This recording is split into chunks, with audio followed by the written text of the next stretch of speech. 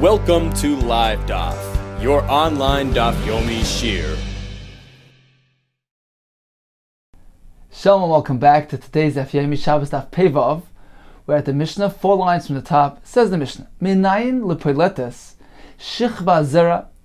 We're speaking about a tumah of poiletes.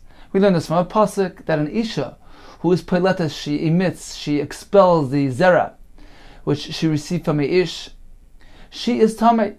It's not because she actually touched the zera, but simply the act of being poilet, of emitting the zera, is regarded as a re'iyah. It's as though she is emitting her own zera, what she had already received. It became like hers, and now that she emits it, it is equated, is similar to the ish, who is moitzi zera, who becomes a balkari as a result.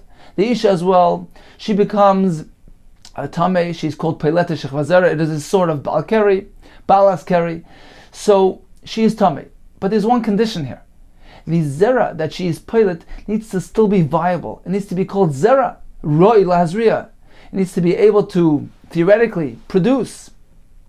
Until that point, as long as the zera is still viable, then the issue is peilet, who emits that zera, becomes tamei.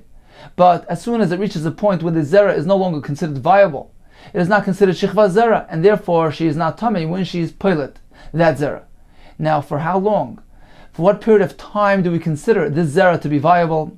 Says the Mishnah, Minayin li peiletes shechva zera bayom hashlishi shehi tmeya. For 3 days following tashmish, the zera is still called shechva zera, and she is tamei. How do we know that? We know that from the pasuk, which is describing the period of preparation prior to Kabbalas HaTorah. Shenemar heyu nechonim lishloishes yamim al tikshu alisha. Moshe Rabbeinu is instructing Klal Yisrael, prepare yourself.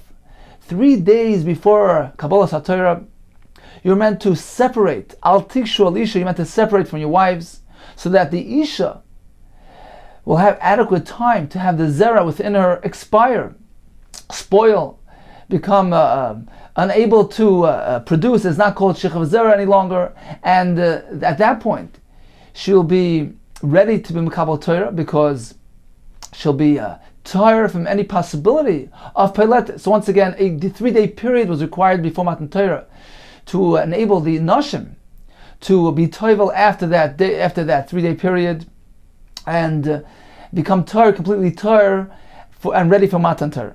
Let's take a look at Rashi here. Rashi, at the beginning of the Mishnah, which is 4 lines from the top, begins with the word shehit meya. Says Rashi, "D'yoyim hashlishi akati le'imasrucha shechva zera," meaning we need 3 days, 3-day period of separation, because if she is poilet, even on the 3rd day, says Rashi, "D'yoyim hashlishi," on the 3rd day, akati, still le'imasrucha shechva zera. The shechva zera has not yet spoiled. Uruya likloit, it can still bring about, still can be conceived. Uliya is vlad noitzer hemeno, and to bring about a vlad to be produced from the zera. The karina shechva zera haroi lazriya, we call it shechva zera, still has that status because it is roi to produce tibum azriya. So this takes place only after 3 days. For the first 3 days, the zera is still viable. Therefore, the Mishnah tells us if she is peiletes, she expels, she emits the zera from within her, even on the 3rd day, she becomes tamei. So where do we learn this from? The pasuk which says, "Heyu nechonim l'shleishes yamim." Continues Rashi, "Legimel yamin dehikbid akasa." We see that the Torah was makbid, was particular about avoiding al tumas keri b'matan Torah. V'kasalka da'itach, some have the gears of v'kasavar, and we hold right now that the 3-day period, the 3-day separation period, the 3-day Yimei HaPrisha period begins im Yom HaPrisha Kamar. It begins with the day of Prisha. The Bedalad b'Shabbos, on Wednesday, Pirshu min Sheiseim, they separated, V'kiblu Torah b'Shabbos, and they will Makabel Torah on Shabbos, which turns out to be the 4th day from the beginning of the Yimei HaPrisha, days of separation. Shehu Revi, which is the 4th day, Lo'isam Sheshimshu Mitoseim B'Revi, for those who had relations on Wednesday, Lifnei HaPrisha. So Rashi is stressing to us that the 3-day period, the Yimei HaPrisha, begin even from that day itself that there was Tashmish, As we learn later, Rashi tells us, we apply the concept of miktsas hayoim, kikulay. Even a partial day is regarded, is reckoned like an entire day. If one observes even partial, a part of a day, it is regarded as Yom HaPrisha. So this pertains to the beginning of the account of the Yom HaPrisha. If he begins the account even midday after Tashrish, that's okay. That is reckoned as the first day of the Yom HaPrisha. So if they were perished on Wednesday, anytime during the day, that's day number 1. Thursday is day number 2. Friday counts as day number 3. And now they're ready to be tovel after sundown on Friday. After Friday is over, v'tovelu leilei Shabbos, they were tovel on Friday night. And they were ready to be Makabel Torah on Shabbos. Says Rashi, v'lo chosha kosef im nifloitu b'Shabbos. Apparently the Torah is not concerned about emitting on Shabbos itself after the Tefillah. The Masrach, because it spoils. It's not any more viable. However, if they were pilot, if she was to emit her zera on Erev Shabbos, which is the third day of this count, she would be tamei. That's why the Torah instructed them to separate for 3 days, Wednesday, Thursday, Friday, which is a 3-day Afrasha period, which ensures that the zera is no longer regarded as shechaz zera. Now she can be toivel and be ready to become the Torah. Let's get back to the Mishnah. So once again, she needs to separate for 3 days to ensure that she doesn't become tamei, this type of tumas keri, by being pilot the zera, which is roy lazriya. Now Taisus points out, although it was still prior to Matan Torah, so how do we learn from there a halacha, which pertains today after Matan Torah? Says Taisus, certainly it was before Matan Torah, but apparently the Torah, when being particular about this topic, was being makpid about something which was indeed going to apply after Kabbalas HaTorah. So apparently the hakpeda of the Torah pertains to the future as well. Now Taisus points out as well that we don't find the Torah being makpid about other types of tumah, only particularly this type of tumah. Says Taisus, yes, that's true. As we find in the Gemara Brachas Daf Chabeis, that the concept of Baal Keri, this whole topic involves inevitably some sort of kalas roish, some sort of degree of lightheadedness, and therefore it's inappropriate. One needs to cleanse himself from this experience prior to approaching Matan Torah, because Torah requires Ema, Yira, Reses, Zia. The moment of Matan Torah was in an environment of excessive Ema, of Yira, of fear, of trepidation, having the utmost degree of sincerity, and therefore the Torah required them to be metayr and mekadesh themselves.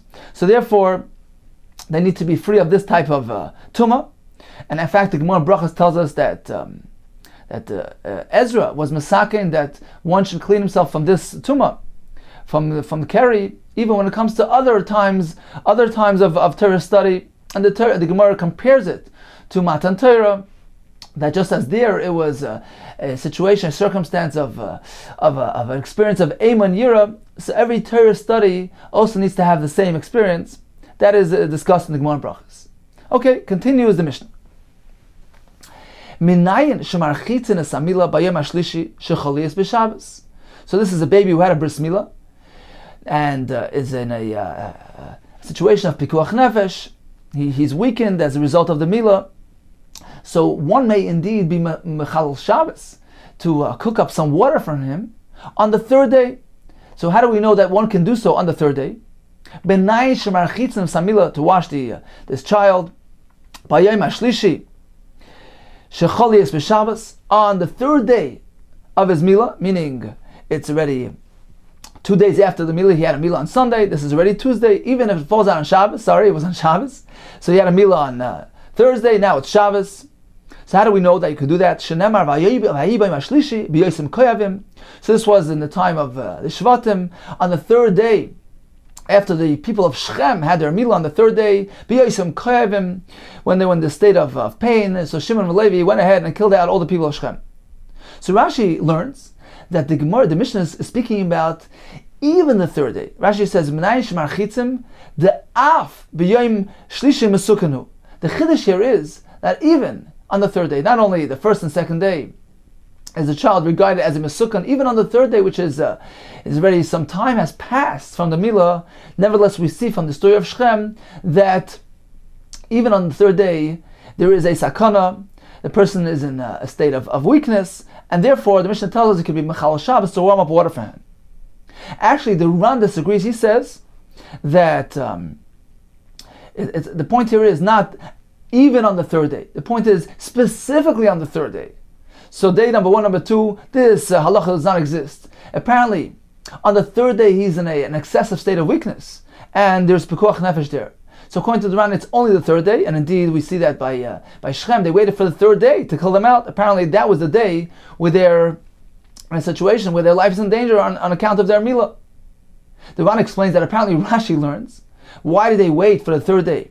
If Rashi learns that day number 1 and 2 is also a situation of pikuach nefesh on account of weakness, so why did they wait till the third day? So he says, because on the third day they were in an extreme state of weakness. It's already the third day, so that was the most appropriate time. They were the most vulnerable at that point. Therefore, they took advantage of that day.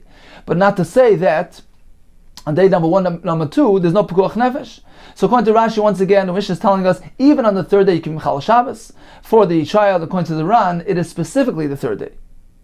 Continues the Mishnah, Menayin shekoishrin, loshen shel zahiris. What do we know? Where's there a source for the custom where they used to tie this loshen shel zahiris, this a strand of red fiber, red material, beroish sar mishtalech, on the head of this sar, this goat who used to be sent out, the sar mishtalech sent out to the midbar, thrown down the mountain with the averes of Klal Yisrael. He used to tie in a red ribbon, and then after they used to toss him down the mountain, his ribbon used to whiten. That was an indication that Hashem was meichel, atoned for the averes of Klal Yisrael. What do we find this concept? Shenemar, as it says in the pasuk in Yeshaya, if your averes will be red, like these shanim, like these strands, kashel yalbino, they'll whiten like snow. So we see the concept where the pasuk describes an avera with this stark redness, and will be turned into white through atonement, through kapara. Finally, says the Mishnah, Menayin l'sicha shehi k'shtia b'yom kippurim. How do we know? Where do we find a source, a makar, that sicha, anointment, is equated with drinking, with regards to Yom Kippur? Just as we can't drink, we can't anoint ourselves. Now, as the Mepharshim speak out, certainly we're not trying to equate the two completely, because drinking involves an einish of kares, whereas sicha does not. Some say sicha is only with the Rabbanon. So it's just an equation here. We're trying to find some sort of correlation between the two things. That anointment also has a value similar to drinking, even though it's an exterior application. Shenemar v'atovay chamayim b'kirbay v'chashemen be'atz moisav. This is a pasuk in Tehillim describing the klolas that will be applied to a descend on a rasha. So the klolas will come to him kemayim chamayim b'kirbay, like water in his innards, v'chashemen be'atzmoisav, and like oil into his bones. So we see that there's some sort of equation between drinking and anointment. And Tosfos points out that this is not really a raya. The Mishnah says afal bi she'ein raya lo davar. It's not really a raya. Why is this not a raya? Says Tosfos because the pasuk there is actually speaking about rechitza, bathing oneself. Nevertheless, there is some sort of correlation between an external application, the mayim reaching his extremities, to the shemen, the mayim reaching the extremities to the shemen being ingested. So even though the mayim there is regarding rechitza, nevertheless there is some sort of remes that the mayim, the drinking is like the anointment. So again, even though we're speaking about rechitza there, nevertheless there's sort of remes here that mayim, which is b'kirbay, which is actually ingested inside the person, is equated somewhat to the shemen, which is anointed on the person. They're both regarded as being ingested into the body, even though the mayim is coming all the way inside, he's actually drinking it, and the shemen is merely being applied externally. Okay, so we have 4 concepts in our Mishnah. Number 1, they put like the shechva zera. She's tummy for 3 days, meaning the zera is still considered to be viable for 3 days following tashmish. We learned about washing the baby, we learned about the red strand, and finally that sich anointment is correlated somewhat to the concept of drinking. Continues the Gemara Reisha. So like Rabbi Eliezer ben Azariah, the opening halacha of the Mishnah, which tells us that how many days does the zera remain viable? How many days of separation are required? It is a separation of 3 days. It does not align with the Shita of Rabbi Eliezer ben Azariah, who tells us that only 2 days of Prisha are required. The zera only lasts for 2 days and not 3. So the Reisha is incompatible. The loik of Rabbi Eliezer ben Azariah. However, Seifa, the next halacha which tells us that we're meant to wash this baby, this is following indeed Rabbi Eliezer ben Azariah's Shita. As Rashi tells us, it's actually him. It's actually Rabbi Eliezer ben Azariah who tells us the halacha later on in Masechus Shabbos. Seifa from Rabbi Eliezer ben Azariah. The Ik of Rabbi Eliezer ben Azariah, because if the Reisha will be following his opinion, Tahira Shamanil, we heard that Rabbi Eliezer ben Azariah is actually Matayr on the 3rd day. He requires only 2 days of separation. He maintains that once we reach 2 days, on the 3rd day the zera is no longer viable and she is Tahir if she is Peilat that zera. So he seems to have some sort of inconsistency in the Mishnah. The first part of the Mishnah does not align with Rabbi Eliezer ben Azariah, and the Seifa does. So we have 2 approaches how to reconcile this inconsistency. There's one approach which will say, well, okay, the Mishnah reflects 2 opinions, 2 Tanoi. There's an alternative approach which says, let's reinterpret the Mishnah to make it compatible entirely with Rabbi Eliezer ben Azariah. So Rashi says it's actually a discussion in Maseches Bava Metzia, which approach we're meant to prefer. So the Gemara will adopt both approaches and explain the Mishnah accordingly. Man deloy muke ketanoi, the school of thought which is not like to go ahead and split the Mishnah into 2 Tanaim, that it reflects 2 Shitas. So according to that Shita, according to that approach, how are we going to explain the Mishnah? Tana Reisha Torah, he will amend the first part of the Mishnah. Taisa says it was actually a girsa of another version. He will adopt the other version which says Menai le'pelete shechva zera bayom hashlishi shehi tahira. So he will change the word from Tmei to Tahira, and indeed this fits with Rabbi Eliezer ben Azariah, who holds that the Archaka is only required for 2 days. The Prisha of only 2 days is sufficient because the Zera only lasts for 2 days. So if she's Peilet, if she emits her Zera on the 3rd day, she's Tahira. Continues the Gemara. So he amends the word, he changes it from Tmei to Tahira. Umukila lekula Rabbi Eliezer ben Azariah, and indeed he establishes the entire Mishnah like Rabbi Eliezer ben Azariah. So this is one school of thought. Prefer amending the Girsa in order for it to be compatible with one Tana. Continues the Gemara. Uman de mukim ketanoi, but the other approach, which prefers interpreting the Mishnah as reflecting 2 separate Tanoim, without changing, without reinterpreting, just leave it as is, and split the Mishnah based on 2 man de Omrim. So indeed, according to this approach, Reish Rabbanan, the opening statement of the Mishnah, which requires 3 days of Prisha, reflects Rabbanan's Shita, who require 3 days of Prisha, as we will see soon. For Seifa, the latter part of the Mishnah, which discusses washing the katan, Rabbi Eliezer ben Azariah. Continues the Gemara, where do we find these opinions regarding the amount of days required for Prisha? Ton Rabban, we learned on the price. Peileta shechva zera, bayam shlishi tahira, divrei Rabbi Eliezer ben Azariah. So according to Rabbi Azariah, if she's put on the 3rd day, she's tahir. Why? Because after 2 days, the zera is no longer reckoned with. So according to him, how many days of separation are required? 2 days. Rabbi Shmuel says as follows. He holds that prior to Matan Torah, there were 3 days of separation. He holds that for 3 days, the zera is still considered to be shichva zera, royal azriya, viable, and if she's pilot within those 3 days, she is tummy. So once again, according to the first shita, the zera only lasts for 2 days. According to Rabbi Shmuel, the zera lasts for 3 days. Now, the Gemara will introduce us to a new concept called oina. Oinais. Rashi says an oina is either a yom, daylight period, for instance, a 12-hour period, it's not always so, but a daylight period, or oy laila, or the nighttime period, the dark period. So a yom is a full unit consisting of 2 oinais, a night and a day. An oina is a half a day. It's only either the daylight period or the nighttime period. Now, once again, we have 2 shittas here regarding the viability of the zera, regarding the tomb of Peiletus. According to the first shita, Rabbi Eliezer ben Azariah, once 2 days have passed, even if she Peilet, she's tahir.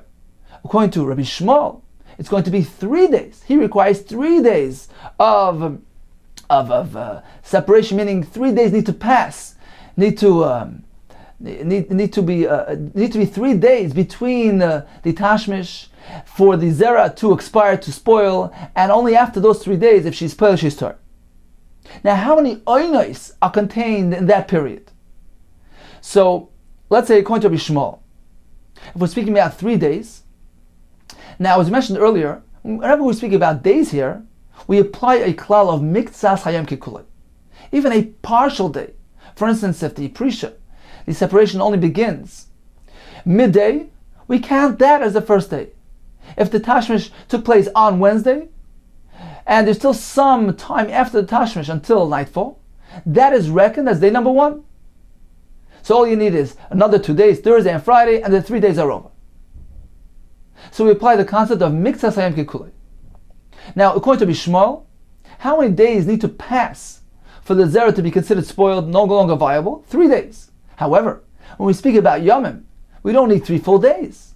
Even 2 days and a little bit are reckoned as 3 days with the application of miktsas hayom kikulei. So even though you only have a little bit of the first day, that is regarded as day number 1, and then you need another 2 complete days, complete units, each one containing a day and a night, to complete your 3 days. So now how many oinos are contained in 3 days? So it depends. If you choose to have 3 full days, in that case we have 6 oinos. 3 full days consists of 3 nights and 3 days. You have 6 oinos. If on the other side of things, you will suffice with merely 2 days and a little bit, for instance, if the tashmish took place close to the end of the first day, all you have is just a little bit left. You don't even have a full oiner any longer. So all you're going to have are 4 oines, because you're going to have 2 full days following that little bit. So the following 2 days provide us with 4 complete oines. So according to Rishmal, in short, it's somewhere between 4 and 6 oines. And that's how the Brisa will describe it. The Rishmal Aimer, he requires 3 days for the zera to expire. And he says, sometimes those 3 days can merely consist of 4 oines. Sometimes they end up being 5. Sometimes they end up being 6. If you count 3 full days. Continues the Brisa. Rabbi Kiva Omer, this is the third shita, he holds it doesn't depend on days. That is not the criteria. Rather, it depends on oinos. La'olam hey. It depends on 5 oinos. You need 5 complete oinos. And if you're missing part of the first one, let's say there was tashmish in the beginning of the day, and you only began the waiting period sometime middle of the day, you need to complete that. When you get to oina number 6, you need to complete it. You need to make up for your missing hours. So if a part of the first oina has already passed, you need to complete that. So when you complete your 5, you need to still go into the 6th one to complete your missing, the part of the missing oina, the first oina. So in summary, Rabbi Kiva holds, you need 5 complete oinas, and we have 3 shitas. Rabbi Lezer ben Azariah says, it is a 2-day period. Rabbi Shmuel says, a 3-day period. Rabbi Kiva says, it has nothing to do with days. It depends on oinas. How many oinas? 5 oinas. Continues the Gemara. What is the basis? What is the background for these various opinions? Amru Rabbanon, Kamed Rapapa. So Rabbanon asked Rapapa, Va'amrila, some say it was Rapapa L'Rava. Let's try to analyze these shitas. Now, apparently, they are based on the circumstance which was present prior to Kabbalah Satorah. That is the source of this halacha, of how many days the zera is still considered to be viable with regard to Perleta Shechazera. So we must analyze the calendar, the process which happened at that point in history. So the Gemara will tell us a little bit later that there was actually a machlokes exactly how to configure the calendar during those days prior to Kabbalah Satorah. There's one shita which says the separation began on Wednesday. That is Shita's Rabbi Yossi.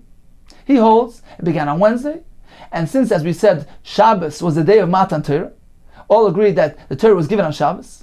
So according to Rabbi Yossi, if the separation period began on Wednesday, this was meant to ensure that any zera deposit in the Isha will expire by the time Shabbos comes around, to enable to be toivel, to be properly prepared for Matan Torah. So according to Rabbi Yossi, the Prisha begins on Wednesday. If so, we can calculate 3 days until Shabbos: Wednesday, Thursday, and Friday. Apparently, he according to this approach, there were 3 days of Prisha, because the Zera is still viable for 3 days. According to the Rabbanan, however, the Prisha only began on Thursday, giving us a mere 2 days until Shabbos. Apparently, they will hold that 2 days is sufficient to render the Zera useless and spoiled, and that is sufficient time to allow for the Zera to expire, and then after she can be toivel without any worries of peiletus. So we have 2 shitas brought later in the Gemara, and apparently, says the Gemara, the aforementioned opinions will be based on those shitas. The question of how many days to require, 3 days, 2 days, oynos, etc., that is dependent on the configuration of the calendar during those days prior to Kabbalah Satorah. Let's see inside. Says Rabbi Shlomo, Rabbi Lezer ben Azariah, who holds that a mere 2 days are required. K'Rabbanan, he's following the opinion of the Rabbanan, the Amri, who say behei avid prisha on Thursday. He did prisha, meaning Moshe Rabbeinu instructed them to be parish on Thursday, to separate on Thursday, giving us a mere 2 days until the tefillah, which was on Friday night. Rabbi Shmuel, who holds that 3 days are required. Rabbi Yossi, he is based on the Shita of Rabbi Yossi. The Amar Bedalid of it Prisha. It was on Wednesday when the Prisha began. If so, we deduct from there that we need 3 days. We conclude from there that a 3-day waiting period is required for the Zera to expire: Wednesday, Thursday, and Friday. El Rabbi Kiva, come on. Now Rabbi Kiva, who says his novel approach doesn't depend on days, it depends on oynos. Where do you get that from? In the pasuk, we only find a reference to days. You're meant to separate liyom shlishi. There's a reference to days, not to oynos. So where do you get that from? What is Rabbi Yossi's opinion? Rabbi Kiva's opinion, who says that it is 5 oynos, which is the determinant factor. Where do you get that from? Rabbi Kiva, indeed, he follows Rabbi Yossi's opinion that the Prisha, the separation period, began on Wednesday. He holds that it specifically began on Wednesday morning to enable them to have 5 oynos, 5 periods from Wednesday morning until Friday night. So you have Wednesday, the entire day, then you have Thursday and Friday, which are full days, which contain a total of another 4 oynos, for a total of 5. Now, how do we know that the Prisha began early Wednesday morning? Says the Gemara, Kuda Amar Rav Ada Barav. Moshe Bahashkama Allah. Moshe went up early in the morning to Har Sinai. Ubahashkama Yorat. He came down early as well. Bahashkama Allah. How do we know that he went up early? Dechsiv Vayashkem Moshe Babayker Vayal Har Sinai. So you know he went up very early in the morning. Bahashkama Yorat. How do we know that he came down early as well? Dechsiv Leich Reid. Hashem instructs him, go down, V'olisa, and come back up. Ato v'Aaron imcha, together with Aaron. The Torah equates, connects going down with coming up. Leich reid ve'olisa. Makish yirid laliyah. The Torah connects, makes a heksha between descending from Har Sinai with laliyah, ascending, going up. Ma aliyah b'ashkam, just as we know, we just learned before by Ashkem Shabbaika, that he would go up very early in the morning. Af yirida b'ashkama. Likewise, the descent from Har Sinai took place early in the morning. So when he came down on Wednesday morning from Har Sinai, it was very early, and he went straight to instruct Klal Yisrael to separate from their wives, to begin those days of separation. He made prisha, as it says, "Vayered Moshe min ha'ar el ha'am." Rashi brings a pasuk. So he went directly from the mountain straight to instruct them to be purged. Now, why was that frenzy required here? Yes, it was required. You need to hurry up to tell them to be purged right away, early in the morning, from the beginning of daylight. So to enable them to have sufficient time, sufficient amount of oynos, these periods which are required for the Zera to expire, to enable the Nashim to be toivel Friday night, to be adequately prepared for Matan Torah on Shabbos morning.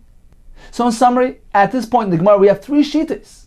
We have Rav Lezer ben Azariah, who maintains 2 days are the required period for the Zera to spoil, to expire, and as it took place we find by Matan Torah, that the Prisha took place 2 days before Matan Torah, to enable the Zera to expire and the Isha to be toivel, to be prepared for Matan Torah.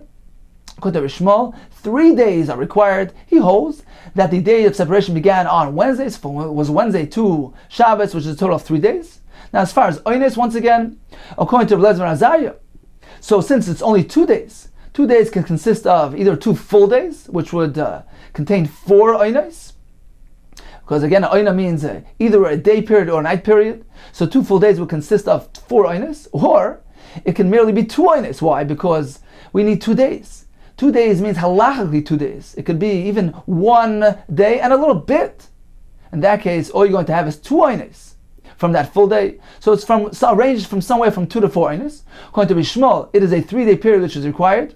A 3-day period can contain a range from either 4 to 6 Oynes. Because if it's a full day 3 period, yes, then we have a full 6 Oynes. Each day is 2 Oynes, so 3 days consists of 6 Oynes, but it could merely be 2 days plus a little bit, which also reckon like 3 days. In that case, you only have 4 Oynes contained in those 2 full days. So therefore, it's either from 4 to 6 Oynes. So these are the 2 shitas. Now we have Rabbi Kiva, who says the determinant factor is the Oynes. We need 5 Oynes. The Prisha began Wednesday morning and gave us 5 Oynes until Friday night, which was sufficient for the Isha to be toivel and to be prepared for Matan Torah. Continues the Gemara. Okay, so we just said that according to Rabbi Kiva, he rushed over to Klal Yisrael to inform them right away, be purish from the Isha. Says the Gemara, why is this relevant? What was the rush here to go tell them? In any case, they wouldn't be meshamish, they wouldn't have relations by day. It's inappropriate. Va'amar Rav Huna, Yisrael kedoshim heim. Klal Yisrael are sanctified the nation. They don't engage in this activity, it's inappropriate, it can bring a person to gaze inappropriately. So what was the concern? Why couldn't he just take his time? He can tell them sometime throughout Wednesday, because in any case they were separated on Wednesday during daylight time. Says the Gemara, no, but there are some allowances. If it was a darkened room, then tashmish is allowed even during the day. Talmud Chacham, Mapil B'Talisa, he can darken even using his talis, his cloak, Umutter, and have Tashmish. So we do find some variations, some cases where there is an allowance for Tashmish by day. Therefore, he needed to rush down and tell them to separate right Wednesday morning, immediately in the beginning of daylight, so they have that full Oina to reckon as the first of their 5 Oinas required. Continues the Gemara.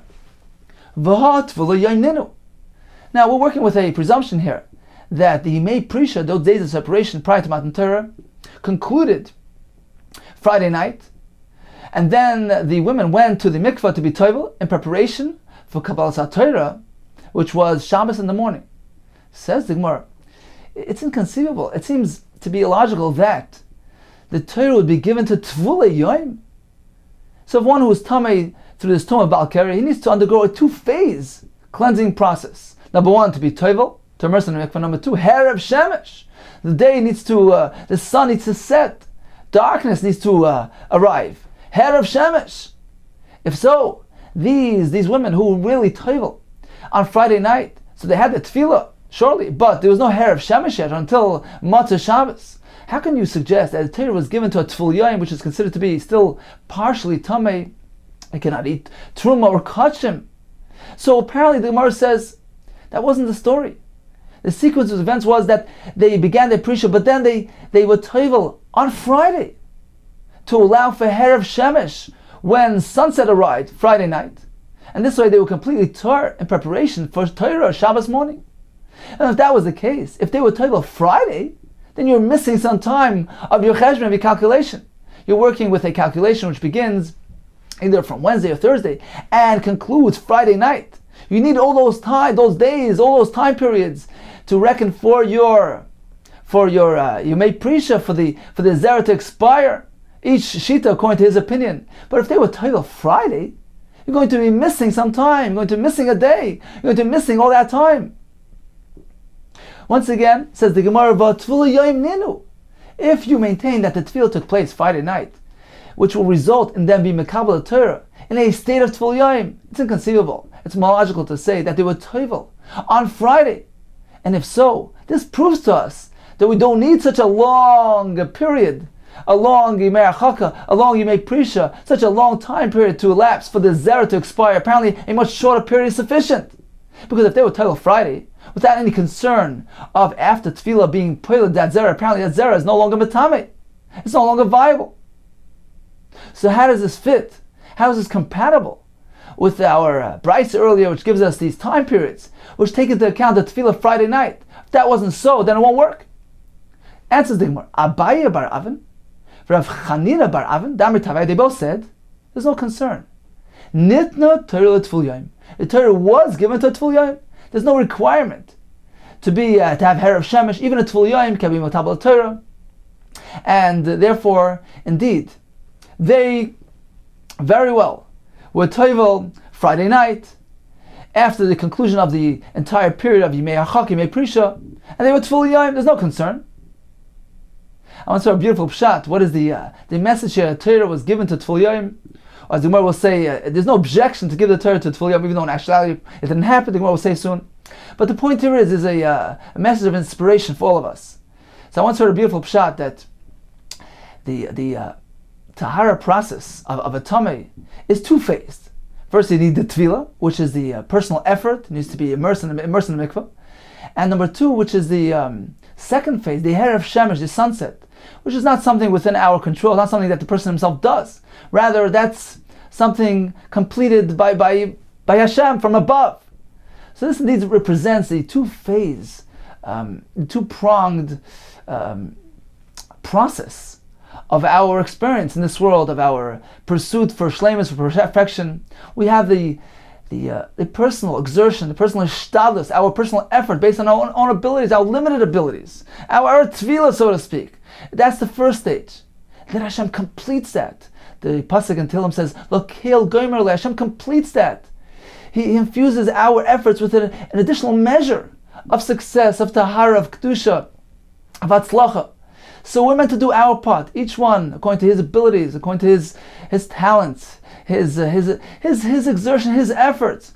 That is required. That limited, the shtalis is required. Then Hashem completes it. So the message here is that the Torah was given to Tful Yom. They merely completed only that first phase of tahara. They went to the mikveh. They did theirs. Hashem goes and completes that with his Torah, with his kedusha, with his tahara that descends from above on that person that does his little bit.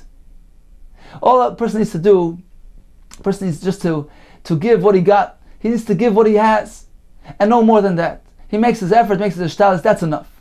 So the Torah was given to Tful Yom. Perhaps this is the message here, the message of inspiration to the Yid. You need to give what you have, and Hashem will complete it. Okay, so in any case, this is the conclusion of the Gemara at this point. There's no concern of being toivel Friday night, but the Torah was given, even to Tful Yom. The Tumah of Tful Yom only pertains to Truma, to Kachim, but when it came to Torah, there was no concern. Continues the Gemara. Yosef Maremer, V'kama l'lashmait. So Yosef Maremer was sitting and he said over this chiddush that the Torah was given to Tful Yom. Amalei Ravina Maremer. Did you mean literally Nitno Kamers, that was actually given to Tful Yom? So they only immersed Friday night and they were in a state of Tful Yom when the Torah was actually given? Do you mean to say that the Torah was able theoretically to be given to Tful Yom? It was suitable for Tful Yom, even though in practicality, in actuality, in reality, it didn't happen. As Rashi explains, they took the chance. They were Toivel Friday, hoping that there would be no expulsion of Zera, no plate of Zera. So if there would be a plate of Zera, an emitting of Zera certainly should be Tameh, because it's still within that waiting period. But they took the chance, they banked on the hope that there would be no more expulsion of Zera. They were Toivel on Friday, and they had their hair of Shemesh Friday night. So they completed the Tahara. They were no longer regarded as Tful Yom. When Shabbos came along, when Shabbos morning came along, and when the Torah was given. So what do you mean to say? Do you mean to say that in reality they were Tful Yom because they were only Toivel Friday night and they were at a state of Tful Yom? Or perhaps they were Toivel Friday and they had the hair of Shemesh, hoping that there would be no Zera emission on Friday. And in fact, that's what happened. They remained Tor, their gamble paid off, and they remained Tor. They had the Tefillah, the hair of Shemesh, by the time Matan Torah came along. So once again, Nitna Kamers, do you mean to say that was actually given, the Torah was given to Tful Yom because they were Toivel Friday night? Or you mean to say that there's no objection for the Torah to be given to Tful Yom, but in actuality, in reality, it didn't happen? Amar Leisi said, I I merely meant to say that there's no objection. It was fitting, it was suitable to be given to a Tfil Yom, but nevertheless, they were really Tovel on Friday, and in reality, they were not Tfil Yom. Continues the Gemara. V'litfilu b'nei shimshi. Why could they not have been Tovel Friday night? V'likablu Torah b'nei shimshi. So Rashi explains this is the Kasha of Rakiva, who tells us that from Wednesday morning until Friday night, there is a time period which consists of 5 oinits, which is the required amount of oinits for the zera to expire. Says the Gemara, if that's the case, they would Tovel Friday night because that was the conclusion of the 5 oinits. Why wasn't the Torah given right then and there? Why did Hashem wait for the next morning? Perhaps we can conclude from here that 5 oinits are not sufficient. We actually need 6 oinits. Therefore, they needed that additional night, that Friday night, to complete those 6 oinits. So this is a Kasha on Rekiva who tells us that merely 5 oinits are sufficient. Why couldn't they be Tovel Friday night? And they be Mekabel Torah right then and there at night. Amar Rabbi Yitzchak, Hashem says, I didn't speak initially, meaning I didn't give the Torah Baseiser concealed and in darkness at night. I wanted it to be known, revealed to all in the middle of the day. Actually, in the beginning of the day, but during daylight. As Mashal says, the Goyim shouldn't be able to complain and say, well, we didn't know, it was hidden from us. No, Hashem did it out in public, in the daylight period.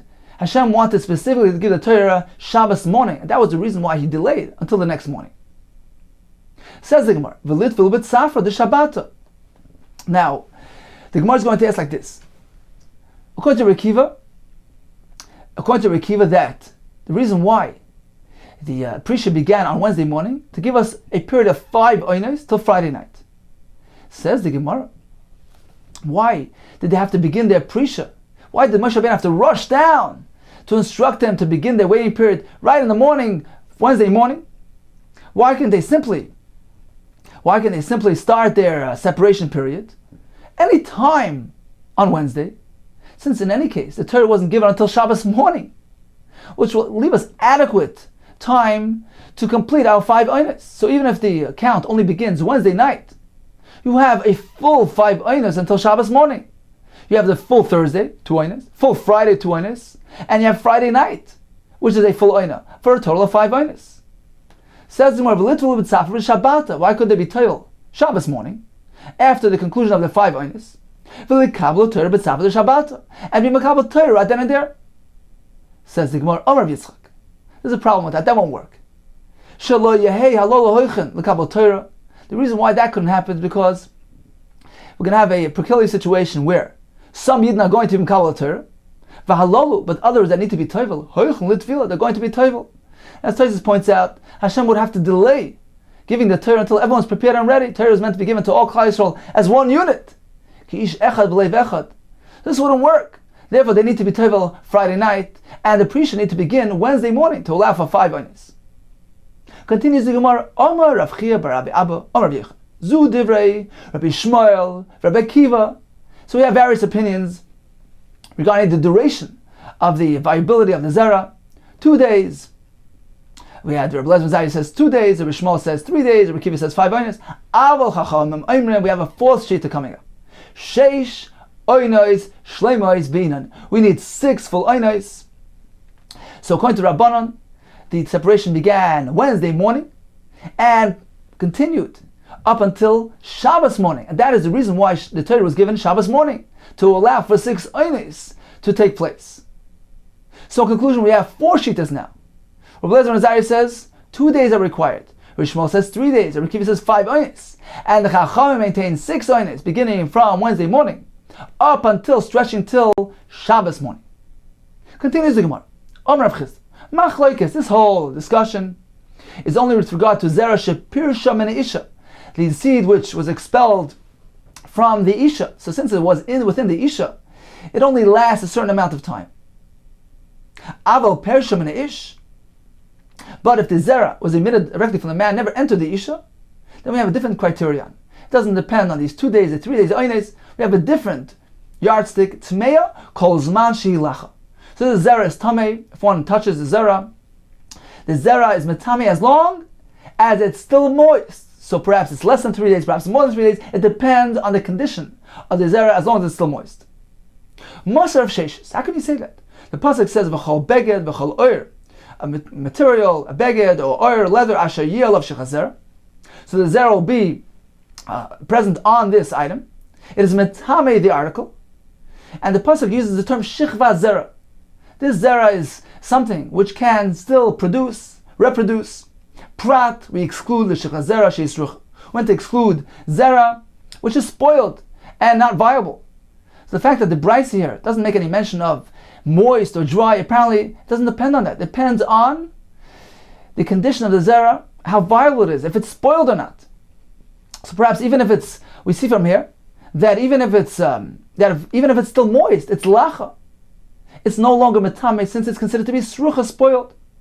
So it's obvious in this Braisa that lacha is not the criterion. Rather, it is the condition, the health of this seed, of the zera, whether or not it's viable, whether or not it's srucha. Says the Gemara, my love, shepirshim ish. Are we not speaking about zera which was emitted directly from the ish? Loi, shepirshim isha. We're speaking about zera which was expelled from the isha, and indeed, in that case, the determinant factor is whether it is saruch or not, spoiled or not, and that depends on the parameters which were presented earlier, the shiurim prescribed by those shittas. Says the Gemara, Boy Rav Papa, Shichva zera shal Yisrael b'mei kusis mau. We learned about zera within the body of an isha. What about a non-Jewish woman? So the zera of a Yisrael, which was deposited into the innards of a kusis, does she also work with the same prescribed shiurim, 2 days, 3 days? Or do we say that the zera perhaps lasts longer in that environment? Why? Why should we draw that distinction? Says the Gemara, what is the halach? Yisrael the digba mitzvahs. Perhaps Klal Yisrael, a yid who is anxious, passionate about mitzvahs. The igi literally means worried. He's passionate, he's anxious about proper fulfillment of mitzvahs. In this case, chavel gufayu, their bodies are warmed up, are heated up, and therefore the zera in the womb of a Yisraelis won't last so long, because the heat affects the viability of the zera and expires after those prescribed periods. So again, what's the halacha of shechazera sheYisrael may kusis ma? What is the halacha? Do we say Yisrael the digib mitzvahs chavel gufay, their bodies warm up, therefore they are given those periods? Akum the like digib mitzvahs, but a guy who they're not passionate about mitzvahs, they don't have this experience. Loi, perhaps in their case, the body doesn't warm up to the same extent, and the zera can last longer. Oy dilmo, perhaps. Even the achlan shkotzim or muslim, since they consume these non-kosher creatures, as a result of that as well, chavel gefaya, their bodies warm up.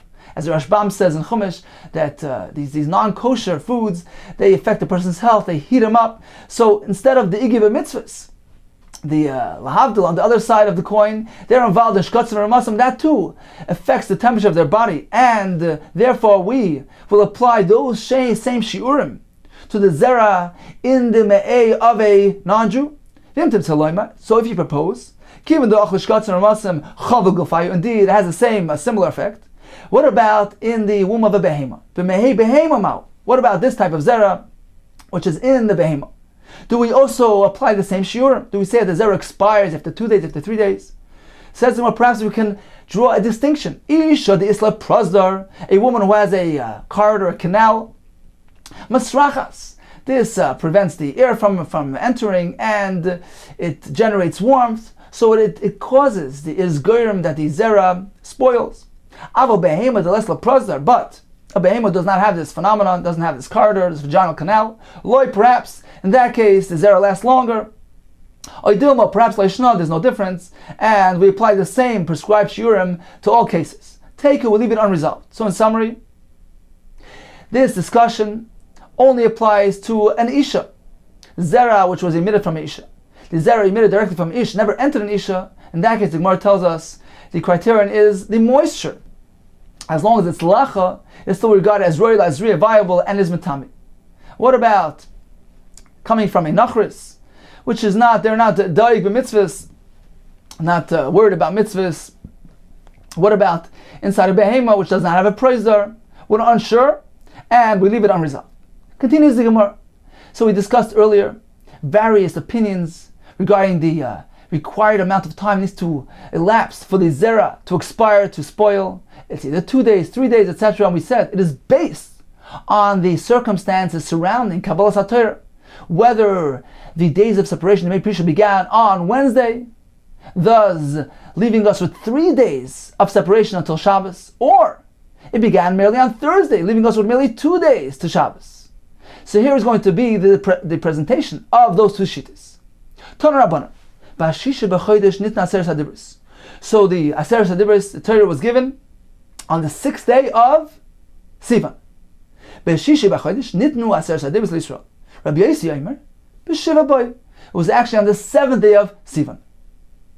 Amar Rava, let me analyze these words. We have a Tanakama tells us Matan Torah was on the 6th of Sivan. Rabbi Yossi says the 7th day of Sivan. Amar Rava, the Kuli Alm all agree B'Rosh Chodesh Oslo Midbar Sinai. That when did they come to Midbar Sinai? On Rosh Chodesh. So this is a fact accepted by all. Ksiv Hacha. How do we know this? Because the pasuk says over here, B'Yoyim Hazeh, on this day, Bo Midbar Sinai. Uksiv Hasam, the pasuk elsewhere says, HaChodesh Hazeh Lachem Rosh Chodashim. So we draw that connection of Gzeir Shava between the words Hazeh in this context and the Hazeh presented over there. Mala Halam Rosh Chodesh, just as there, it is regarding Rosh Chodesh. HaChodesh Hazeh Lachem Rosh Chodashim. So it was on Rosh Chodesh. Av Kan Rosh Chodesh, just like the pasuk there was actually said on Rosh Chodesh, and the pasuk tells us HaChodesh Hazeh Lachem, this Chodesh, this month of Nisan, is Rosh Chodashim, is the head of the sequence of all the months. It is the first month in the list of months, but it was actually on Rosh Chodesh as well. Afkan Rosh Chodesh, here too. B'Yoyim Hazeh, when did they come to Midbar Sinai? On Rosh Chodesh. So this is a fact accepted by all. They arrived on Rosh Chodesh. Number 2 accepted by all is the Kuli Alma, all agree, by Shabbos. Nitn Torah Yisrael, the Shabbos was the day that the Torah was given to Klal Yisrael.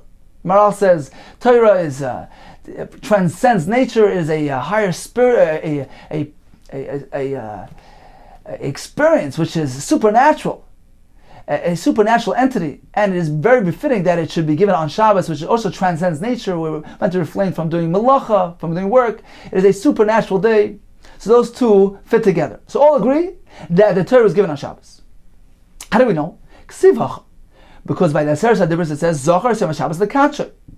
Uksiv Hasam, and elsewhere on the day that they left Mitzrayim, Vayoyim and Moshe Lam Zochar, remember, as Hayoyim Hazeh, this day. Malahal, and just like there, when he tells them, remember this day, it was actually on that day they were leaving Mitzrayim. Malahal, B'Yitzuma Shel Yoyim, he was relating to the same day. Afkan, here too, when it says Zochar Esem Shabbos Lekashi, one of the Aseres HaDibros, it is referring to today. Remember today to sanctify it. Afkan B'Yitzuma Shel Yoyim, it is related to the actual day that is being said on. Therefore, we know that Matan Torah was on Shabbos. So we know they arrived on Rosh Chodesh. We know Kabbalas HaTorah was on Shabbos. Ki pligi. What then is the point of contention? B'kvir diyarcha. We're unsure of when Rosh Chodesh fell out. What day of the week was Rosh Chodesh? Rabbi Yossi Savar, B'chad b'Shabbat Yikar Yarcha. Rosh Chodesh was on Sunday. U'B'chad b'Shabbat lo Ermelu v'lo midi. On Sunday, he didn't want to trouble, burden Klal Yisrael. They came from their trip, Mishum Chosha de'Urcha, due to weakness on account of their arrival from their trip, from their journey. So the Chosha de'Urcha, the weakness of the journey, was a reason for Moshe to refrain from instructing them any mitzvahs. So that day was a clear day. So they arrived on Sunday. That day there was no mitzvahs. B'Trei b'Shabbat, on Monday, the following day, Amalu, he told them, V'atem tiyuli, ma'amlechas kehanim. Hashem sent a message through Moshe, I want you to be for me a mamlechas kehanim, a kingship of kehanim, of priests. This took place on Monday. What happened on Tuesday? B'Tlasa, Amalu mitzvah bala. He instructed them to draw this boundary around Har Sinai. Ba'arba, on the following day on Wednesday, Avad Prisha. That's where Moshe Rabbeinu instructed them to do Prisha, and indeed, they began their separation on Wednesday. So according to Rabbi Yossi, Rosh Chodesh was on Sunday, the Prisha was on Wednesday. Rabbanan Savri, B'Trei b'Shabbat Yikar Yarcha. Rosh Chodesh was established on Monday, so Rosh Chodesh Sivan was on Monday. B'Trei b'Shabbat Lo Ya'amalu v'Lo midi. On Monday, he didn't instruct them any tzivuyim Mishum Chol Shod due to the weakness. But Losa, on the following day, which was Tuesday, Amalu v'Atem tiyuli ma'amlechas kehanim. And on the following day, Ba'arba, on Wednesday, Amalu mitzvah bala. He meant to make a boundary around the mountain. And finally, Behei, on Thursday, Avad Prisha, they did their separation, they began the Yemei Chak. So in summary, according to all Shittas, Rosh Chodesh was the day they arrived. Shabbos was the day of Matan Torah. Rabbi Yossi says Rosh Chodesh was on Sunday. leading us to make the calculation that Prisha was on Wednesday. According to Rabbanu, Rosh Chodesh was on Monday, resulting in the Prisha taking place on Thursday.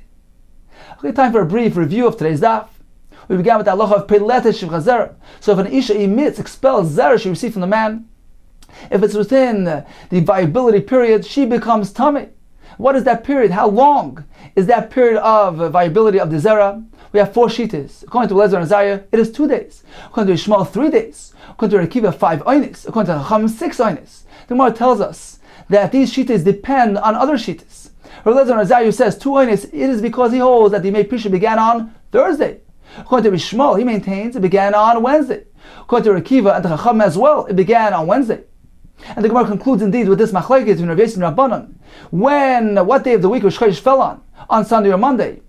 And based on that, the Yom Prisha was either on Wednesday or on Thursday. And indeed, this machlekes of whether Prisha began on Wednesday or Thursday forms the basis of the previous machlekes.